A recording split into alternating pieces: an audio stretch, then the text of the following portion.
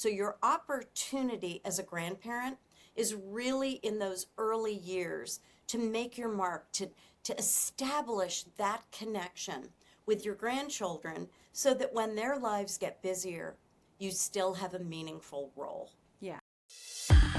Welcome to Carrie On, the show where we explore reinvention, self-discovery, and empowerment before, during, and after midlife. I'm your host, Carrie Murray. It's time to keep our head above the chaos and carry on. Today's guest has been ahead of every wellness trend before it even had a name. Food is medicine, women in midlife, and now something she coined herself, Active Grandparenting. Kristen Coffield is the founder of the Culinary Cure, a chef, a coach, and an author who rebuilt her whole health after losing both parents and a cancer diagnosis. And now she's here to tell us where it all started. Also joining us in studio are our studio animals, so you might hear Millie's collar or Luna say hello. Welcome, Kristen. Welcome, Kristen. I'm so excited to carry on with you today. How are you? I'm great, and we've got a lot to carry on about, so let's just excited. Go into it. I'm very excited.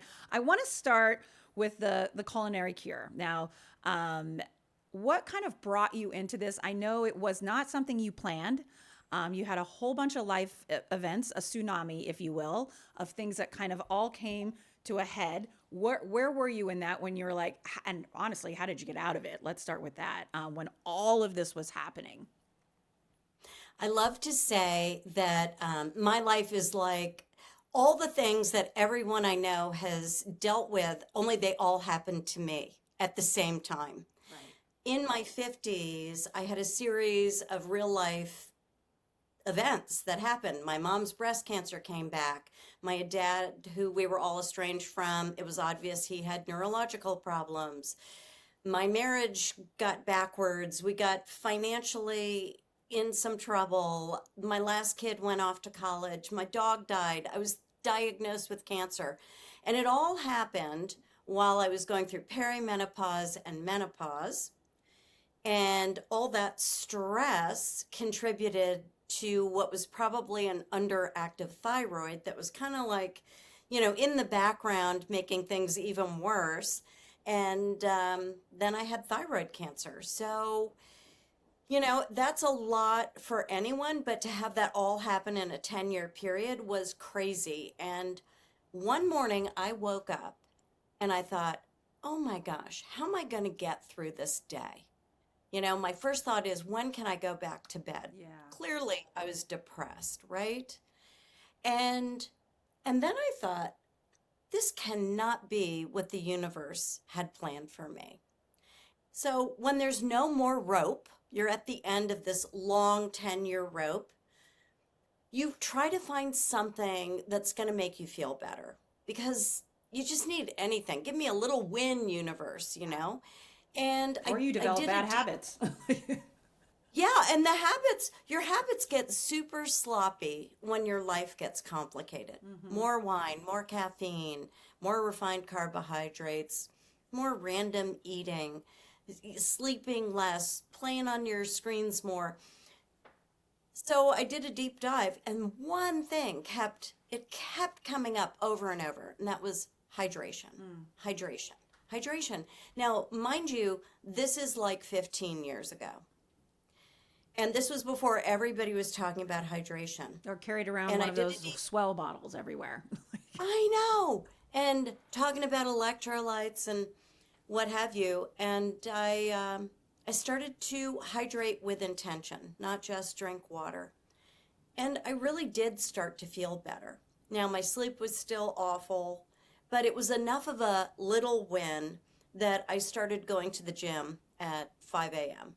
Wow. Now I'm hydrating, I'm working out, and I've kind of got the guts to deal with the other complications in my life. So this is when I start the Culinary Cure as a resource for women who find themselves in midlife and the shit has hit the fan, and there's no playbook. At that time, there was none of this menopause mafia. There was there was no information. So I created it. I love And that. that was the Culinary Cure. That's what started all of this. I love that because you talk about in resilient wellness. Like you kind of coined that phrase. I've never heard that until I heard you say it. And would you say that the base of that comes from hydration? Absolutely. And this is what I would want all of your listeners to take away. If you can't use water, your most important nutrient, properly, it doesn't really matter what else you do. Your results are temporary. Like water is this foundation. It is a practice. It is not just drink more water. It is a practice that we do consistently that supports every single metabolic process.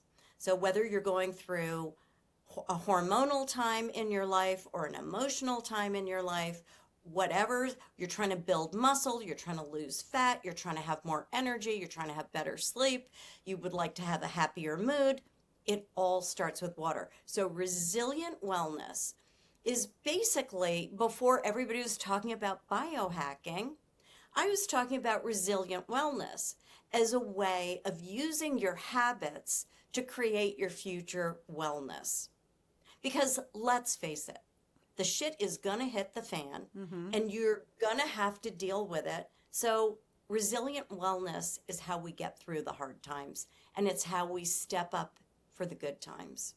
And how to show up, obviously. So you're going through it all. You're going through this whole hell of all these things, and you kind of find hydration as kind of a base. How quickly were you starting to feel like yourself again during all of this?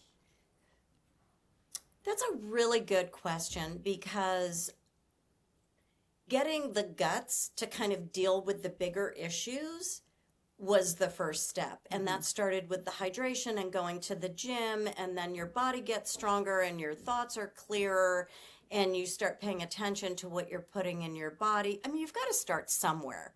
Anytime you want to change anything, there's got to be an entry point. And I found hydration was so easy because once you get the hang of it, it makes your whole life easier.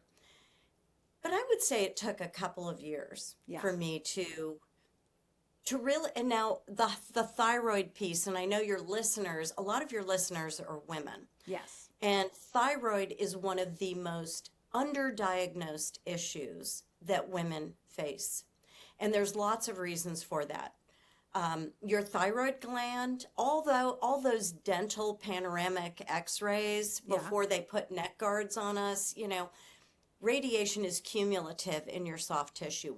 All the fluoride in our water and the fluoride in our toothpaste and mouthwash, they used to use fluoride to treat people with overactive thyroid, because it actually turns off your thyroid function. Your thyroid is crucial for everything.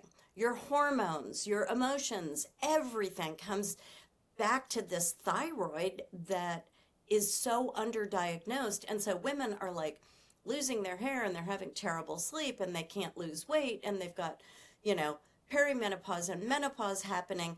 And yet the thyroid continues to go underdiagnosed because there is no single test that can tell you how much active thyroid hormone is in your blood. Oh my gosh. Okay. Wow. So they're just using these, oh, your range is good.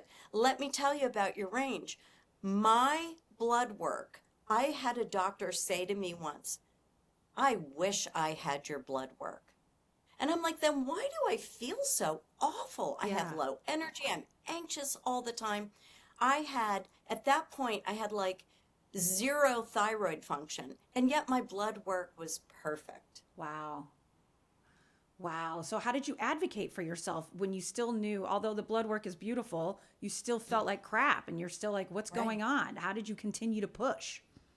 Right. How is this okay? Do you want a beta blocker? Do you want a sleep aid? They are quick to write you a script Give you for pills. any number of pharmaceuticals. And I was like, I don't think so. It took a lot of research. I found a great book called Hypothyroidism, The Unsuspected Illness. It's an old book. It's written by a guy named Rhoda Barnes. He's long dead, but he's considered the grandfather of thyroid studies. And it's not just women who are affected by underactive or even overactive thyroid. Men struggle with this too. And his book is fascinating. It's a bunch of studies that talk about everything from women being institutionalized because they had underactive thyroids, children with horrible scaly skin disorders, underactive thyroid, men dropping dead of heart attacks at young ages with no family history, underactive thyroid. So it's all these case studies. And the thing is about thyroid that's so interesting is that when you don't need a lot, but when you replace the missing thyroid hormone, you feel better almost instantly. Oh, really? So, but that's half the battle. Then you've got to fight to get the right kind of thyroid hormone for you. So if this was erectile dysfunction, it would not be a problem. Yes, we'd have it solved. Right. So you've got, that's your second battle. So I would say I spent a couple of years trying to get that right after my thyroid was removed. And you have to find a doctor who really listens. Today's episode includes a paid endorsement. As always, I only partner with brands I use, trust, and feel good about sharing with you. Enjoy. Before we jump back in, quick story. For 10 years, my company was called BRA Network, Business Relationship Alliance. Support was literally my brand. So when I tell you I'm picky about bras, I mean it. And I'm obsessed with Handful. It lifts without wires, flatters without flattening, and feels good all day, not just for those 30-second Instagram posts. I wear it to yoga, I wear it to filming, I wear it when I need to feel pulled together but comfortable. It's the kind of support that doesn't squeeze you into somebody else's shape. Use code Carrie On at handful.com. Support and make it intentional. Now back to the show.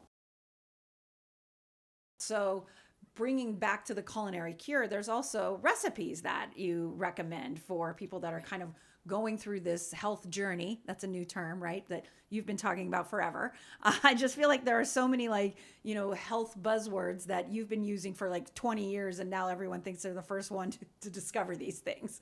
They're just packaged differently. But tell me about the cookbook companion that goes with the Culinary Cure. Yeah. So I am a chef. I started working in professional kitchens as a teenager. My mom had a shop in our town, and when I got to be and I worked for her for years, and when I got to be about 16, we both agreed it was probably time for me to work for somebody else. So she had a friend who opened a incredible catering company. This is back in 1975, and this woman had trained with Dione Lucas, who was an acolyte of Julia Childs. And anyway, she started this catering company with, real croissants made from butter and handmade foods, local, seasonal, regional, all the things that were happening in Europe during a time when we were kind of in the middle of the chemical revolution in food in the 70s, a lot of additives and preservatives and all that stuff. So I started working in professional kitchens. So food is a huge passion for me. And then I had numerous catering companies over the years. I catered congressional fundraisers in Washington, D.C. I've worked in professional kitchens. And my niche for wellness was culinary wellness. Food is medicine, right? Before everybody was talking about that. Right. I was a culinary wellness coach teaching people how to use food to accomplish their bigger goals. Like, what kind of life do you want? What do you want to look like? How do you want to feel? Let's do it through diet, through what you're eating. And that was my entry point. So the Culinary Cure, and then I do local TV all the time, Channel 7, Fox, and I do culinary wellness segments. So there's a couple hundred recipes, healthy, delicious recipes on my website. And just because I'm a chef doesn't mean they're complicated. My superpower is getting you there with the least possible steps. Oh, So I like think of that. it as food assembly versus cooking. And we all have to eat. So it should be delicious, it should be good for you, and it shouldn't be too hard to assemble. Yeah, I agree. When I see a recipe and it has like it's the ingredients for me. When it has like 30 ingredients, then I'm just like I'm out. I'm out. I need something with like 5. And I don't want to use Yeah. 6,000 pans. I want to use like 2. Yeah. What tell me what are your favorite recipes? Like what's one of the go-to that people always love or talk about? All right. I love that you're asking this because I'm making it tonight. Ooh, yummy. We've got some house guests coming. I'm really not sure what time they're arriving. We have a house in Maine on an island, and they're going to take the boat over at some point. I am making, and I think everybody should know how to do this recipe. It is so simple, it is so rewarding, it is so economical, and it is so delicious. And that is a roast chicken. Oh, And I line my pan with cut onions and fresh rosemary. Rub my chickens with lemon, and then I give them a good rub with some salt and herbs de Provence. The oven's at 350, and I just pop that chicken in the oven for, I don't know, an hour and a half, hour and 45 minutes, whatever. And at the same time, I've wrapped up some sweet potatoes, so they're going to cook alongside that. And I make my salad. I'm very picky about my salad. I love salad, but I make my own salad mix because I don't want that bag stuff. I don't know what yeah. they're spraying in the bag Yeah. to keep it looking good. So I make my own salad mix, and it is a bit of a pain, but I fill my sink, I cut up all my heads, I soak it, I spin it, and I put it in some silicone bags. And guys, it keeps for like eight days. Oh, wow. So you can have a salad every night. And I'm going to give you my recipe for my 5-ingredient salad dressing. And every time I serve salad, somebody says, "This is like so delicious. Why does this taste so good?" It's the homemade dressing. Lemon juice, that's like a third lemon juice, 2/3 olive oil, a chopped shallot, salt and pepper. That's Put it. put it in a jar, make a jar full. No measuring needed. Just do it to taste. Make a jar full, keep it in your fridge. Now you've got salad ready for the next week. Love And your that. dressing is delicious, so you're going to want to have salad every night. Oh my, okay. We're definitely going to put that recipe and the chicken in the show notes so everyone can, after listening to this, knows what they're making for dinner tonight. So thank you for that, Kristen. Now I'm hungry. I want to switch gears into the other thing that's pretty incredible that you're doing. Is called the Active Grandparenting, another term you have coined, and you've got a book coming out about it. So tell me, where did this come from, other than becoming a grandparent? Congratulations on the newest arrival of baby Jack, by the way. This is a great story because I'd been in wellness for 15, 16 years and even longer with the catering. And I had an Instagram that had about 25,000 followers. And I thought that was really great. It took me a long time, but I got up there to the 25,000. And when my second grandchild was born, I was at my daughter's house and I posted a video of me holding the baby while I was sitting on the floor and then standing up without using my hands. And I hashtagged active grandparenting. And I said, and that's actually considered a longevity move. You need to be able to get up and down off the floor without using your hands or yeah. holding onto furniture. You know, you can no more help, I've fallen and I can't get up moments. Not okay. Right. And I'm 67, and you know I do yoga and I do Orange Theory and I lift heavy. I do all the things. But this is a move worth practicing. So I videoed myself doing this, holding the grandbaby, hashtagged active grandparenting, and my account started to blow up.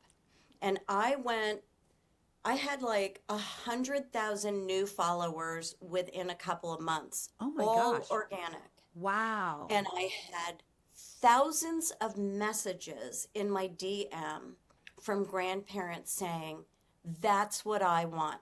That's how I want to show up." And I realized that women who are moving into this phase of life whether it's active aging or active grandparenting, want resources for them. Yes. And the grandchildren become the why. Yeah, truly. I know when I first had my daughter, and it completely changed my mom's perspective on grandparenting. She lost so much weight. She started eating so much. It's the healthiest I've ever seen her, was in her 60s. Like, I couldn't believe she made this huge transformation. And she said it had a lot to do with having grandchildren. She wanted to be active. She wanted to go to Disneyland with them and not need one of those scooters. She wanted to be able to go to all of their games and recitals and not feel like she needed some kind of accommodation. So you definitely touched on something that's super valuable. And as a result, my kids have had a better experience with their grandparents. And I honestly, as someone in my age, I miss having grandparents. You know, I loved having grandparents growing up. They really are a special, special part of kind of me discovering the world and seeing, you know, who they are and everything. As you're getting this following and you're realizing, wow, a lot of people are being excited by this or want to be an active grandparent, what's something you would say to them who's listening to this right now or who's about to become a grandparent? Right. Or who's training to be a grandparent someday. Yeah. And what I would say is, this is what we're talking about with resilient wellness and your future wellness. We don't stop walking because we get old. We get old because we stop walking. Yeah. And as we get older, very often there's a mentality that, oh, you know, you should take it easy, you should slow down. That is not the case. We need to step it up. And biologically, we're wired for this. I did a post on my Instagram about this, and it's called the grandmother effect. And it's the grandmother. There are only 3 species where the female outlives her reproductive years. Mm-hmm. And she's still active. And it's like killer whales, I don't know what the other one is, and humans. Yeah, humans. Mm-hmm. And that's because grandmothers had an important role to keep the children of their daughters and of their children alive while their children kept reproducing. Mm-hmm. So grandmothers biologically are designed to step in and support that generation of their grandchildren. Mm-hmm. I mean, we are hardwired for it. And when you realize that, it makes a lot of sense.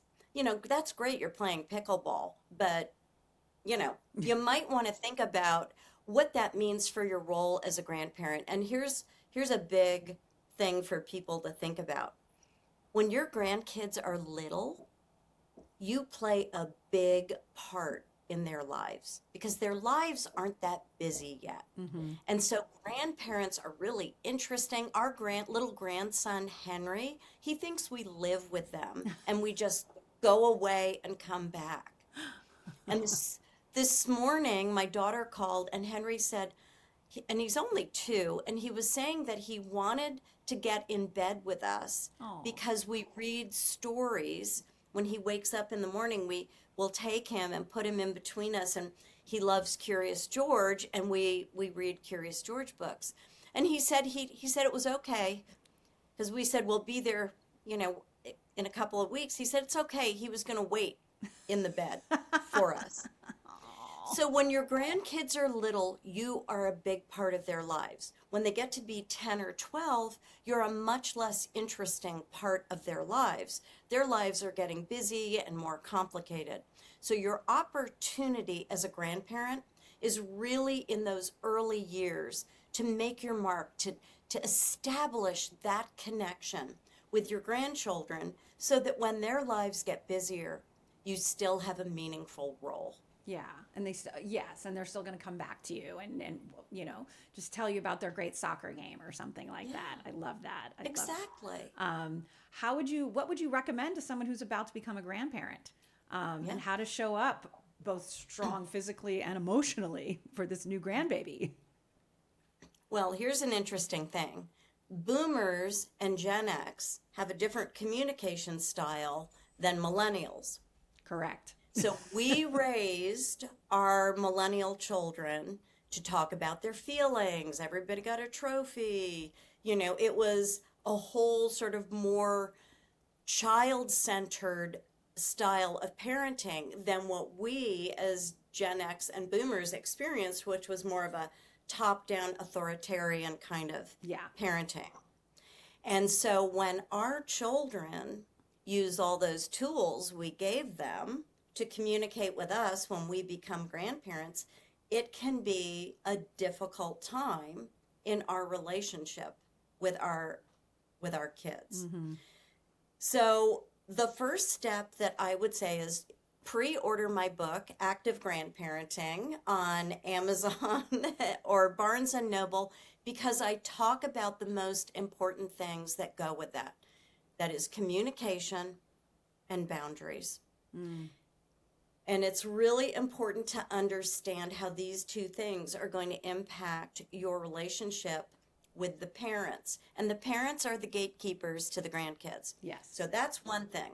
The other thing is, like you said about your mom, time to start training, time to get hydrated, time to work on functional fitness. Functional fitness is getting up and down without using your hands, being able to put your suitcase in an overhead compartment on the plane. Mm-hmm. This is stuff like being able to help your grandchild out of a swimming pool. Yeah. Or carrying a chonky toddler up the stairs safely. Mm-hmm. So functional fitness, now I'm not talking, you don't have to go to the gym and lift heavy and do all that stuff, but you do need to work on functional fitness. And even if you're in great shape, you're probably not doing all of these moves. So I covered that in the book, and I think it's really important for people to start training to be a grandparent. If you want to be included, showing up helpful is going to earn you more opportunities. Yeah, I love that. What was it like for you when you saw your children become parents? What was that feeling for you? Yeah, it's so special, and everybody does say there's really nothing like it. It is a very soul-shifting experience, and the best part of all is how my relationship with my daughter, how great that is now. Yeah. So you go from parenting to partnering. And when you understand your role, first of all, your role as grandparent is have fun, be helpful, and then you get to go home. And they're in the thick of it. They're in the thick of it. These are busy times. Men, or everyone, men very often don't get the opportunity to spend the time with their kids, right? Mm-hmm, because, and very often moms too. Whoever's working, you're taken from one to do the other. Time is finite. So that's and you're busy and you're stressed and you're tired as a parent. But as a grandparent, we can come in and give those grandchildren this focus, our undivided attention. And that, all the studies about how that benefits grandchildren. Oh, yeah. Kids are more confident, they're more secure, they're more curious, they're happier. And the grandparents, on the flip side, they live longer, they have less stress.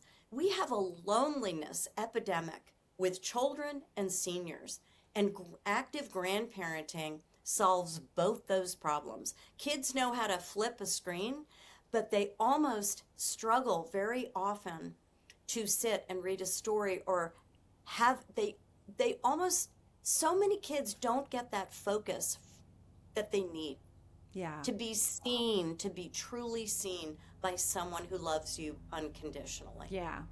I can say from my perspective, it was when I became the parent, and you were talking about the perspective of seeing your daughter become a parent, but me watching my mother become a grandparent was one of the most profound experiences, because she softened. I just saw a side of her that I didn't even know she had.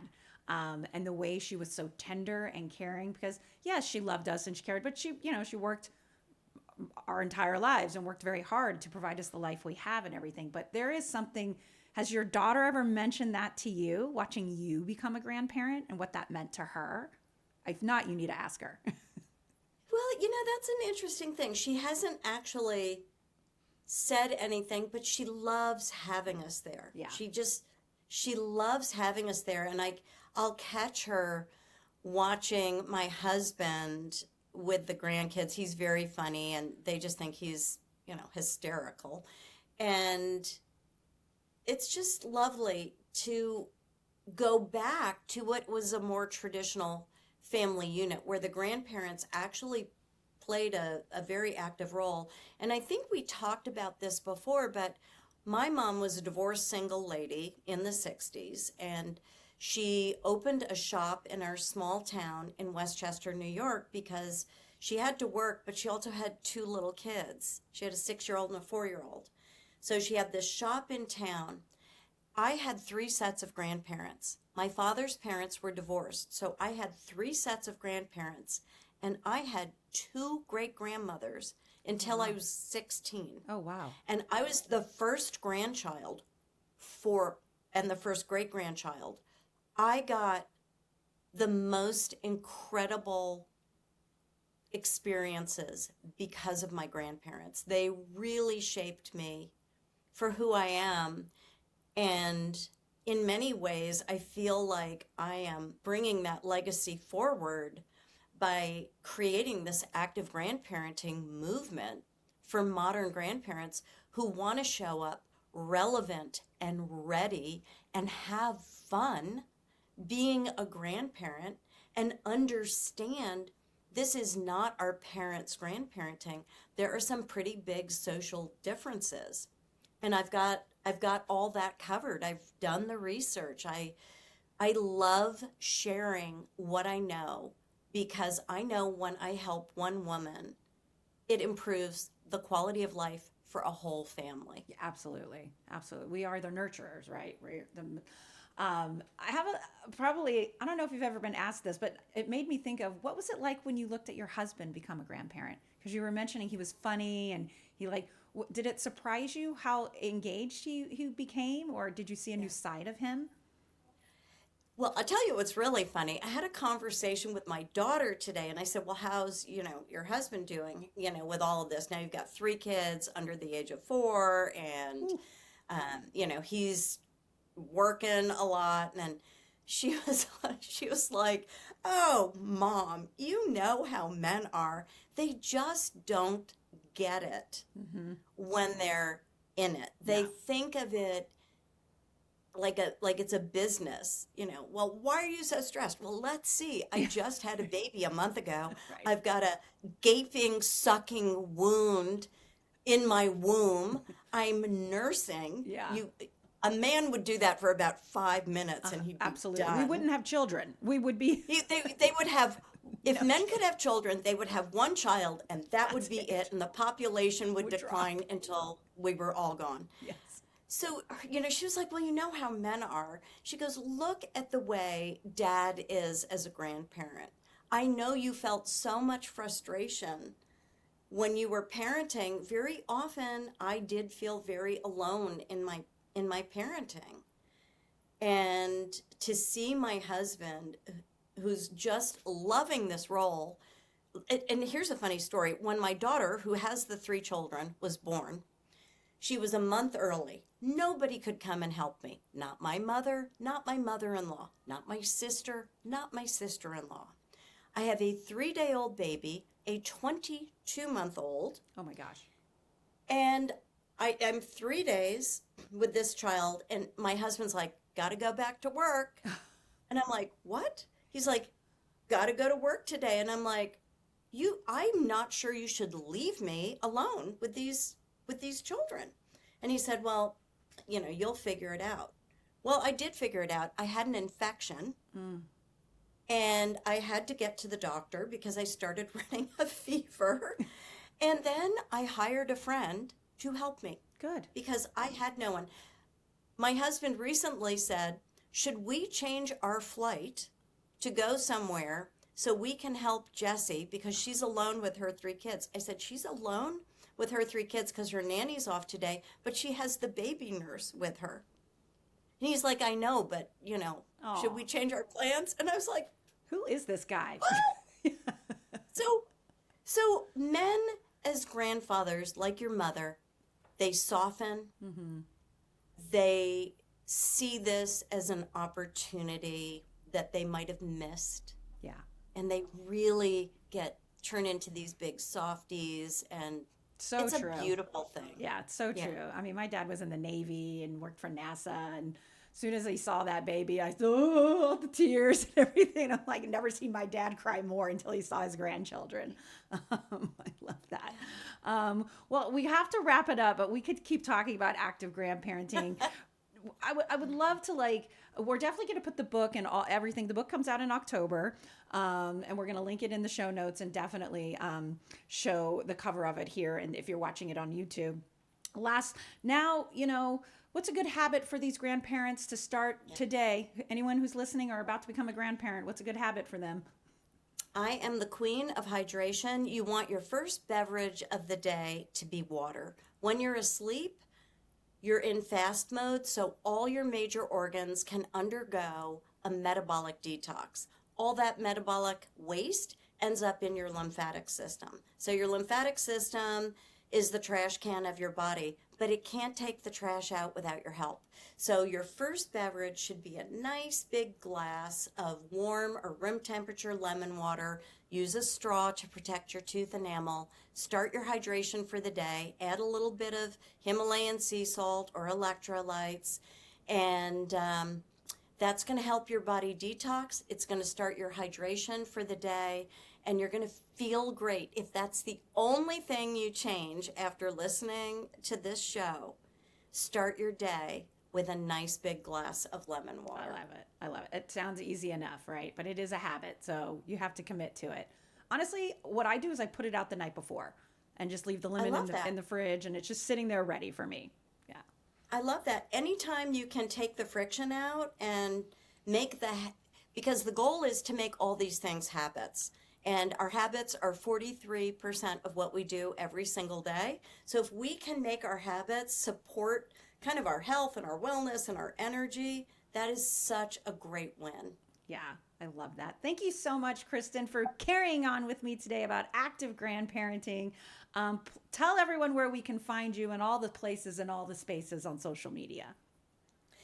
ActiveGrandparenting.com. You can find the book on there and all my blogs on Active Grandparenting. TheCulinaryCure.com for all my recipes.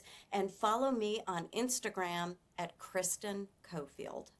Thank you so much, Kristen. Please, everyone, thank you for joining and listening to this episode of Carrie On. As always, keep your head above the chaos and carry on, especially if you're about to become a grandparent. Congratulations. Thank you for joining us for another episode of Carrie On. Be sure to find us on Apple Podcasts and Spotify. And as always, like and subscribe to our channel on YouTube. And don't forget to keep your head above the chaos and carry on.